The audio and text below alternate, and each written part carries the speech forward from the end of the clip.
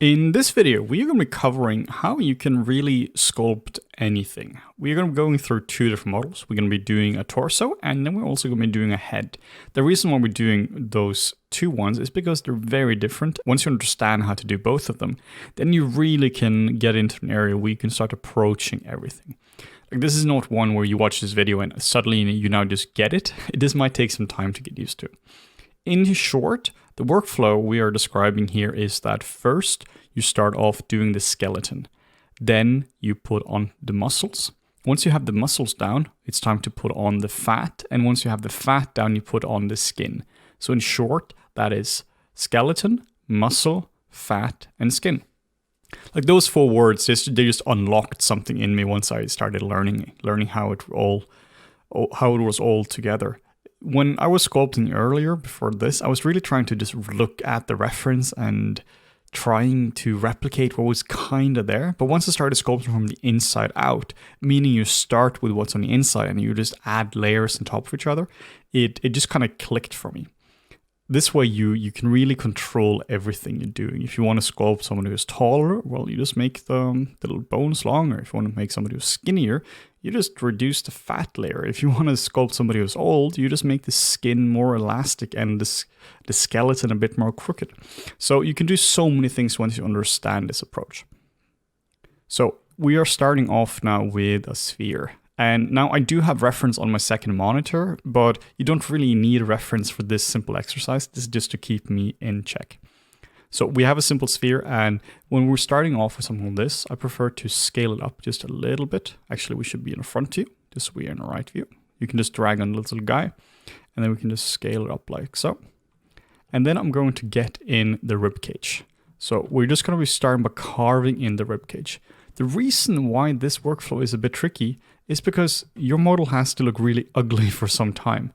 I'm just going to subdivide it a few times. Actually, we're just going to be using Dynamesh. And now we have some nice resolution. The model has to look ugly for some time because you're literally just carving in the bones. And when you can see the bones, it doesn't look pretty at all. So we're starting off by blocking in the rib cage like so. Just really getting this in. And then we will sculpt in where the hips are. Don't worry too much about being too precise. This is really just to start to understand how the volumes work and how to get an overall approach. Like if we were to sculpt a woman or a man or a troll or whatever it is in this chapter, that doesn't really matter per se because the approach is all the same. What matters is we get in these shapes like so, which just means that we can sculpt anything later on. So we're going to be pretty methodical about that and just get this in. And the shape of each one of these specific features also matters tremendously because, you know, if you have somebody who has a crazy barrel chest like this versus somebody who has a very petite chest or petite ribcage, you know, their character is going to look completely different. So it's really important that you think about the proportions of each one of them. This here would be like more like a gorilla or a troll or something like that. So we're just going to get these shapes in here. And don't worry about sculpting at the same speed as what I'm sculpting. Really just take your time. A nice way of thinking about it is work as fast as you can as long as you're in control, which in the beginning just means work as slowly as you can. Just be mindful of your speed. Don't try to just sculpt like this, like I'm doing now. Just take your time, do one stroke at a time. It's really important to think about every single stroke. I've been sculpting for such a long time that it becomes just second nature where I'm putting down my strokes. But when you're a beginner, you just have to take your time. So now we have some general shapes for the ribcage and the hips, but we're missing a very essential ingredient, which is the spine. So we're going to have to sculpt in the spine as well. You know, this is where everything attaches to in the back. This is really what keeps you up and walking. Then we can use the move brush. We can just start to move some of this into place, like so.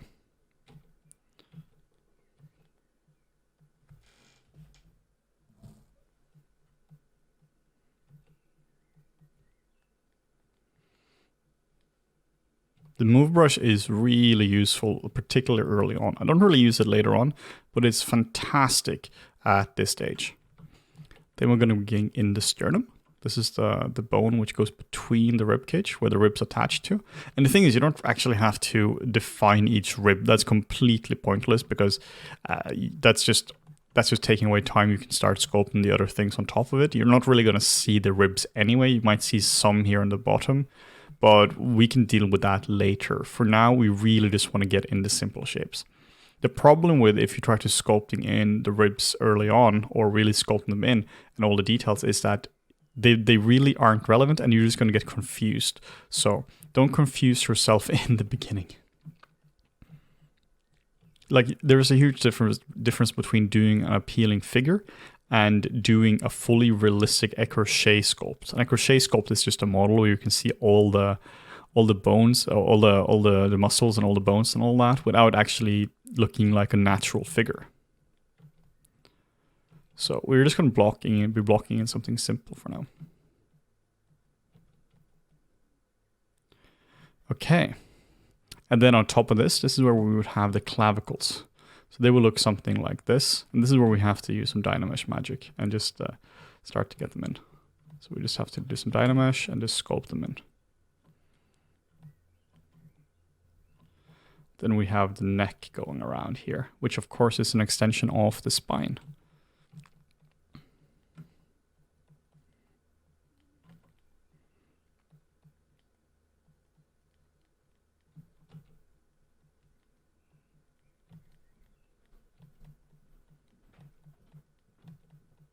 And then on the back, then we have the scapulas, the shoulder blades. They go around like this approximately. And this is not a series to learn the specificity of the anatomy. That is something you have to study from other sources like anatomy books and whatnot. But the point is that once you have this base, then knowing the specific muscles isn't that hard. The hard thing is really starting to understand this approach. It doesn't matter if you know all the muscles in the body if you can't really simplify it down to something like this. So just keeping it very simple for now. Okay. So now that we have the overall landmarks, these are just referred to as bony landmarks, basically the skeleton. Once we have that, then we can start to add muscles between them. And this is where our knowledge of anatomy becomes a bit important. But essentially, a muscle can do one thing. And this sounds a bit controversial because it's like, oh, a muscle can do so many things. But it can really, for our purpose, it can do one thing, and that is to contract. Which means if we want abs, like what is the purpose of abs? Well, if you think about when you're doing a sit-up, what do? Well, you're pushing, you're like sideways like this, and you're pushing this part up like so. So how do you do that? Well, if you're lying like this and you want to actually do a sit-up, you need some kind of string, some kind of tubes, which will go from around here to down here. And that thing will have to get shorter. So whatever goes between here will just have to get shorter. And this means that it's a lot easier to think about it like this instead of thinking about the fancy origin and insertion. The only thing we're going to do now is essentially just make some volumes between this area and this area. So once we have that, then it becomes quite easy. Then we just draw a line between these two. We just draw some volume. We just draw a mass between these two. And all the specifics of the abs, they can wait. You know, that doesn't really matter a whole lot. At least not for now. We can get that from reference. The point is we have to understand how this works.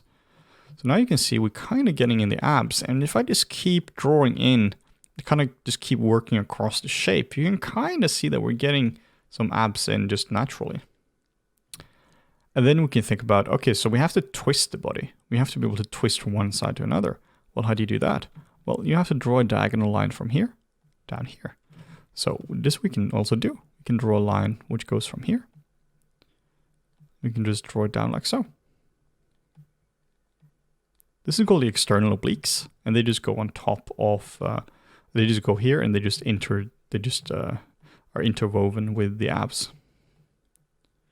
So the pointer is not to make super beautiful abs or obliques right now. The point here is that you can start to understand what's going on. Why do we have the abs in this location we do? And what's the function of it? So we have now sculpted the bones. Then we have sculpted some muscle on top. We need of course, more muscle. So now we also have on the back, we have one called the latissimus dorsi. Basically, you want to pull the arms down. It's kind of like when you're doing pull-ups.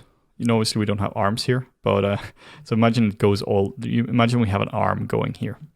So we will have a muscle from here, which goes all the way up and it attaches to the arm. Then it goes down. And essentially this is the pull-up muscle. If you're doing a pull-up or you're doing like the arm raises from the lat pull down at the gym, this is the one you'll be doing. This is a huge muscle.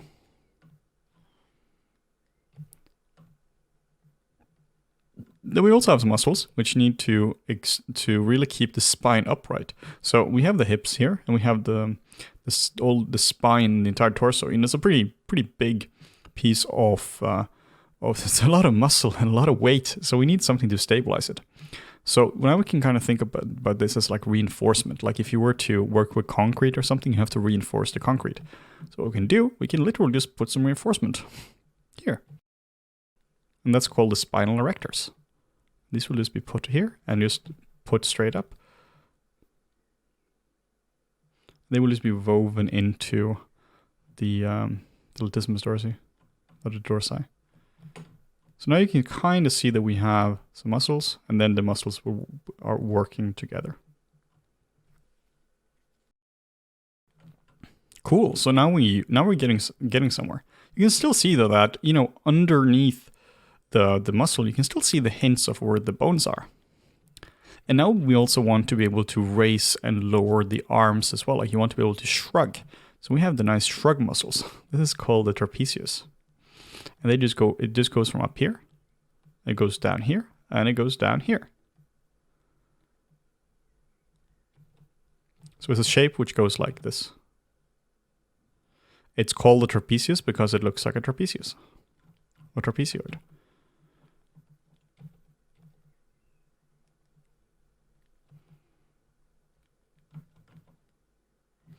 Cool.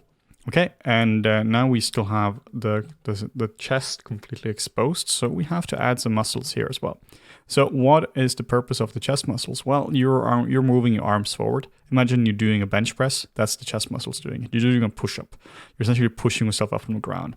You're here, and you have to push yourself up. Well, what you can do like this.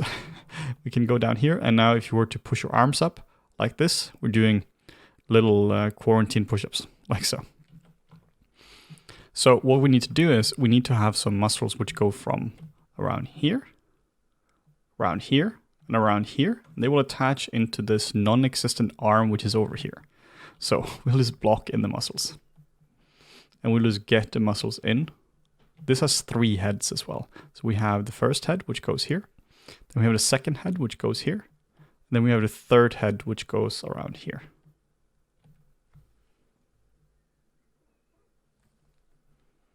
And this would be a lot easier if I actually had some basic arms, but alas, we don't.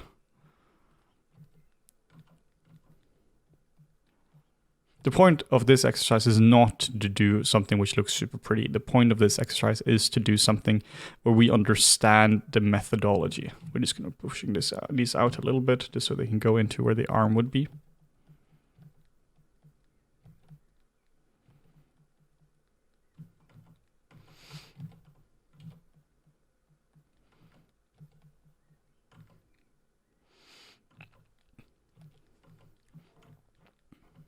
I'm just evaluating when I'm rotating around like this. Then I'm just trying to make some nice and clean shapes.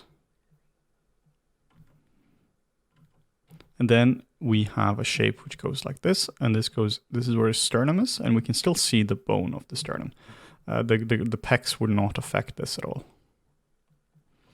Okay, cool. Obviously, we should really ideally spend some time refining all of this, but we're not. This would take too much time, and this exercise is purely to show you the steps involved. And so now we have done step 1 and step 2, and we're going to be doing kind of step 3 and 4 in one. So step 1 was to get the skeleton in there. You can still see the skeleton. See it here. You can see it here. You can see it here. Step 2 is the muscle like this. And step 3 and 4 would then be skin and fat. So essentially, we are going to be just subdividing this now, and then we're going to be just adding some skin on top. The way I prefer to do this is I just prefer to work on top of the shapes. I just prefer to go over it and just refine it. Just really go across the shape like so. And also with a lower intensity. Basically, you're smoothing out the muscles and also refining them as we go along. But we're not just removing the muscles and refining them, we're also thinking about the weight of the character. This guy here looks to be a pretty young, fit dude, so maybe he's in like early 30s or 20s or something like that. But if you were to do an old woman, it would be exactly the same approach as this. It would literally do the same approach if you're doing like a grandmother. The only difference would be the proportion and how strong the different elements are. Obviously, you wouldn't give her massive pecs like this, and you would also give her more fat in different areas. And if you have breasts as well, you would also have a lot more fat in these areas. And, you know, maybe you have more fat in these areas and here as well. But in general, the approach is exactly the same. The approach is exactly the same, which is, again, it's muscle, or it's bone, muscle, fat, and skin. Like everyone has the same amount of muscles and the same amount of bones, you know, unless there is a mutation or something. You're not going to see somebody be like, no, actually, I don't have a rib cage. I just have a fancy skin floating on top. So you would have the same approach for everything. And this is exactly the same whether you're doing a cat as well. You would still get in the bones first, then you would get in the muscles, then you would get in the fat, and then you would get in the skin. So if you're doing a hippo, same thing. The difference, you know, between like doing a hippo and a cow, for instance, would be that one has a lot more fat and they have different skeletons and all of that. But they're, from like a procedural point of view, like how do you model them? They're the same. They just have different shapes. So once you can start thinking about like that, life becomes so much easier for a modeler. So now you can see I'm adding some skin on top of it. And just refining it as well. So this guy is obviously a crazy lean guy as well. Like his skin, his body fat is like 8% or something. So it's pretty low. But this is just to keep it simple so you can still see where the general landmarks are.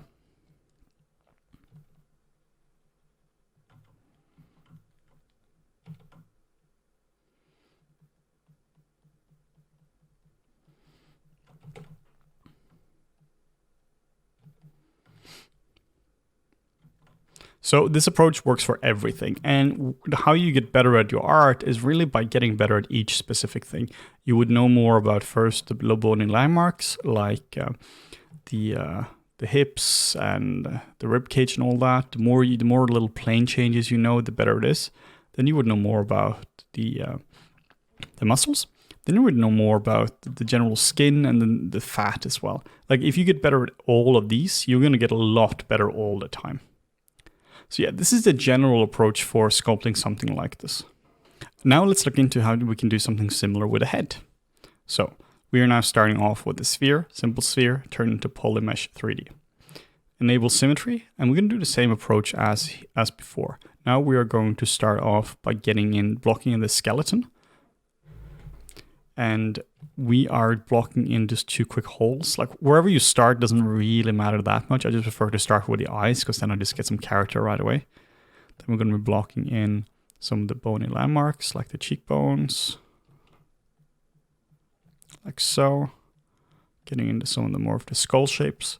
Like you can of course start with proportions right away, but I just think it's really nice to block in some of the main landmarks like this and then do proportions afterwards. But that's totally up to you. So I'm literally just creating a skull now. I'm not thinking about really anything else. I'm not thinking about the mouth or, you know, anything like this. I'm just thinking about a skull. Blocking in the jaw like this. And now you can see that this is starting to look like a skull right away. Like nobody would be any doubt what this here actually is. But like with what we spoke about before, the difference between this and a monkey and a kind little grandpa and an evil dictator would be proportion. You know, like they have the same building blocks. The difference is proportion. 7 different ethnicities as well. There are quite a lot of differences in general proportions as well. So we're just gonna make this into something more humanoid. And skulls, they also always look a bit evil. So we're just gonna make this a bit less evil, a bit more neutral. So if you accidentally make the wrong proportions now, then you're making a chimpanzee instead of a human. So it's pretty important to get your proportions right at this point. And again, this is not a sculpting a skull tutorial. This is more showing you the approach for how you can sculpt anything. Just getting in the cheekbones.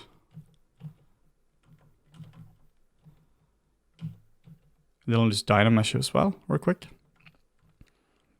Okay, so now we have a general skull shape. Now we can start to block in some more volumes for it. Just getting the cheekbones in to be a bit better. Working in the area around the eye, like so.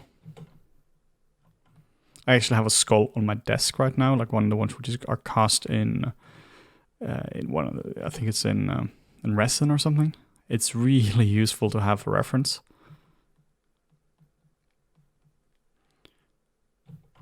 So the general bony landmarks are the same for all humans. Like you would have, the proportion is quite different, but the general areas are still there. You're not going to have somebody with like 3 eyes. Suddenly there's an eye up there as well. So, you know, we generally use the same proportions for everything.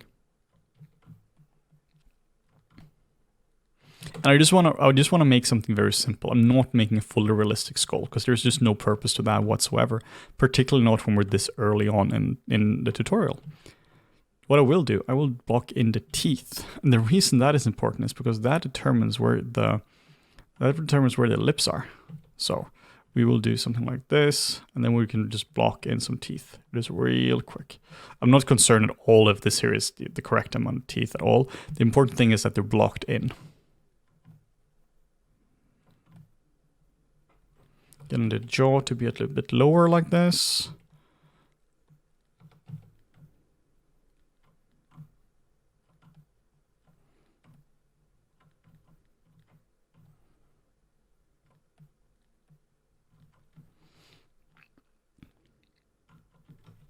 Just make this a bit more angular on top.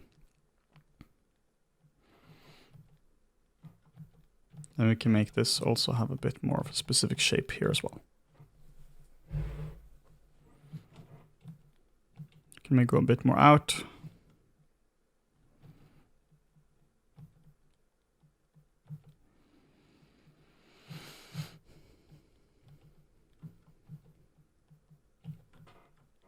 Okay, so we have something now which kind of works. Now let's turn this guy into something more human. So first off, we would have to, first I'm just going to duplicate it so we can go back to this later on. But first we have to start adding some muscle. But this is tricky because the skull doesn't really have very specific muscles, like per se. Like, of course there are muscles, but they're not shape-defining muscles. The muscles of the face are shape-defining pretty much only when you're doing extreme facial expressions, then you can really see some muscles, but it's not like the pecs, which are just always there. So this is a tricky one. This is more where we think about general volume. It's not crazy important to know each specific muscles of the face. Oh, one little bony landmark I forgot is this little hole here. This becomes important in a little bit. So what we'll do now is we will start to just smooth stuff out. Rather, when I say smoothing, I mean we don't actually use a smooth brush at all. We never use a smooth brush, at least not normally. We are going to be just working over it and just adding some volume. Think about this as like adding flesh on top. Now we're adding fat and we're adding skin on top of the model. And same with the eyes as well. We're just adding some volume inside here. But we're not just adding random volume. This is just to soften out a little bit. We still need the bony landmarks to be there. Once we have areas like this, now we can add an eye, like the actual eyes. Now we can add little eyelashes. So I'm just going to add like a hole in here. And then we can start to refine it. We can use the move brush and we can just start to really refine the eyes. And now you're starting to see the magic of this approach. Did you have any issues now placing the eyes? Well, no, because they just go inside the eye socket. You know, if you have a skull like this, where would the eyes go? Well, they have to go here. There isn't any guessing. There isn't any proportional guesses. Nobody who's following this tutorial is going to like try to place the eyes here. You're just not going to do it.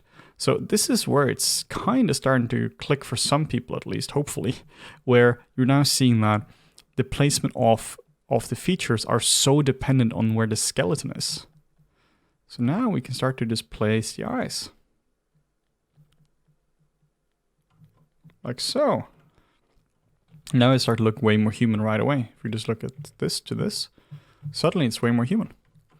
We can also place the nose. Well, where would the nostrils be? Well, they have to be around here.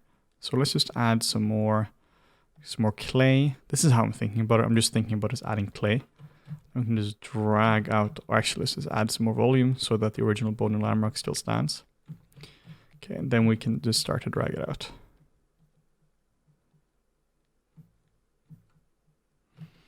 All right, so now we have the basis of a nose, and now we can start to drag out the nostrils, the wings of the nose like this. You just redynamish it. And now you're kind of starting to see that this wasn't that hard. You know, it looked like crap in the beginning. It would look like an actual skull. But now that we have these areas, once we pass the crap stage, meaning that once we lay down a foundation, suddenly it's not that tricky to actually keep working. Also, we can just enable perspective by hitting the P key as well, just to make it look a bit more natural. Of course, we can go in and refine these specific shapes, but we can just keep working on top of this. Okay, so if anyone wants to take a wild guess where we'll place the lips, well, we will place the lips here, on top of the teeth. And since we made the teeth wrap around in volume, they actually have like dimensionality to them, we can just kind of sculpt on top of the teeth and to figure out where the volume is. Now, this is where I recommend that you actually touch your lips and maybe with the mouth open so you can see where they are in relation to the actual teeth. And then we can just use the damp standard brush to get in there and start to define where the lips would be. Obviously, you know, we have to define the shape more. This is not great yet, but that's like a detail. Like now, that's just a question of is the shape good? Fundamentally, this is working. We can just go in and we can start to work up the volumes a lot more. Start to get in like a filter in between. We have this nice little shape between the nose and the lips, like so. We can really just start to get into shape. And now you can see that we already have the jaw. So now we already have this shape. I'm just going to put the bottom lips a little bit in, tuck these a bit outwards, like so.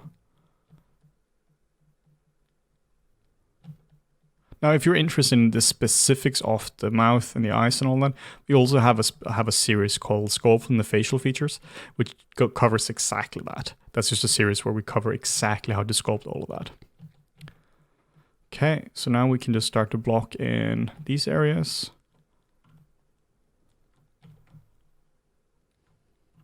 And now you can see it just starts to feel a bit natural because we're working around the bones we have, and the bones are so prevalent when it comes to the actual face. Okay, so we have a little hole here as well. Well, what could that be for? Well, what if we had some kind of hearing utensils, some kind of ears? So that's where we have the actual ear hole, and now when we have that, we can actually block in the ear. You know, without knowing where the ear hole is, you know, without knowing where the air actually comes into, well, the ear, then how can we know where to place it? Well, if we just were to just mask it out now, control click, and then we can start to just move this out. So now we can start to actually get the shape of the ears right. And this is a case I will actually smooth it, because now we need to destroy the shape, because this shape is terrible. But this is a rare case. Now I'm not refining, now I'm just destroying the shape. Okay, cool. So we can do the same on the back. We can just kill this shape. Just use the damp standard brush to really just kill this shape. And we can redynamish. Now we can start to draw in the specific shape of the ear. The annoying thing about the ear specifically, like we're not going to go too deep into the ear, but the annoying thing is that it's just a shape you have to memorize. It's not like a logical shape. It really is a shape you have to memorize. So now we are getting something here which can actually work. Okay, cool. Move this a bit forward. The thing is we can always change proportion, but like the better your skull is, the less proportion tweaks you have to do later on. Okay, and he has the biggest cheekbones of any man alive, so we can just reduce the cheekbones a little bit like so. And we can just also soften off the skull, because this is pure bone at the moment. Anything up here is pure bone, so we have to soften this out. It's also really important to look at real humans when you're doing this. If you are just looking at purely anatomical drawings, you're missing the point, because anatomical drawings aren't real life, they're anatomical drawings. You have to look at real life and see how that works. In this case, I have some really awesome scans, which I have on my second monitor, which are from 3dscanstore.com. Like, we don't have any affiliation with them, but you can just look at the actual images of the scans. You don't have to buy any scans, though I'm sure they would appreciate that. But what you can do is just simply look at the products and just look at the different head scans. So now we can see that we're actually getting somewhere. Like, this started with just a simple sphere, and it's still not great or anything like that, but it proves that we can make something which feels a bit naturalistic just by working with this formula, which again is skeleton, muscle, fat, and skin. And for the face, the skeleton part and the fat and skin part is by far more important than the actual muscle part, unless you're doing facial expressions. Now we can get in and do some specific shapes like this. And we can move the brow a bit down. Then we can also go in and we can just refine the eyes a lot more. Now, obviously, this is where you would have to overlay some reference. We have a whole chapter on reference as well. But this is still good enough for an example to show you what you can just kind of do just by freestyling it. So I'll just keep working a little bit more on this just to refine it a little bit more. So for that, I need to subdivide it. Control D a few times. So you don't be too afraid of high polygons when you have to actually define the model. I see a lot of people, they're really trying to adhere to don't have crazy high polygons, but in reality, you just need to have a certain polygon to do certain things. Stay as low as you can, but stay as low as you can for as long as you can, but don't let it be a stopper to a workflow. But now you can see, now I'm just adding some specificity to the eyes, this is a lot caused by muscle as well, but the placement of it is all caused by the bony landmarks.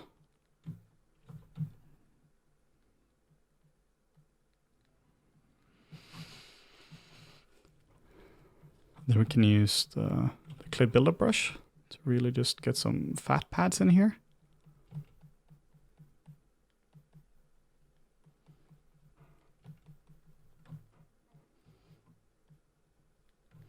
We can use the buildup as well to get some, like a fatty pad under the eye as well. And then we can just work up the volume a little bit. We can also refine the nose a bit. I use a standard brush for this to really just get in and to get specific shapes. And then we can go back to the clay buildup brush.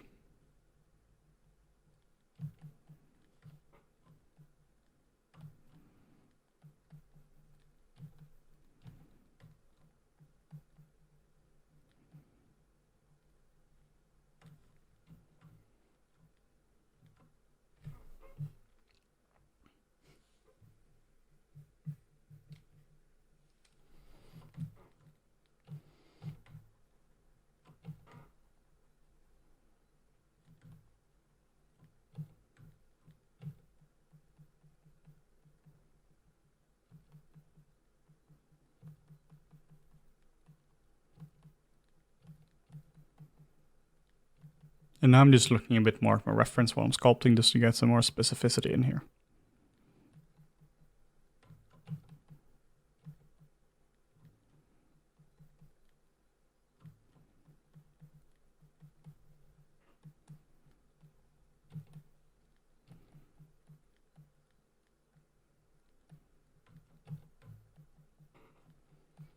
So when you're at this stage of the face, then it's really about the specific shapes. Now it's not so much about the anatomy anymore. Again, unless you're doing facial expressions, but at this stage, it's really about having a good, keen eye for observation.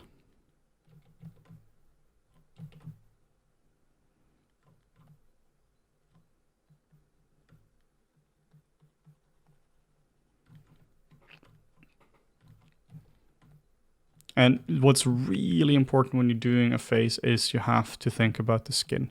So this is where I'll really go over and I'll work across the volumes like this, with a really low C intensity like this. Just really blocking in and working over the volume.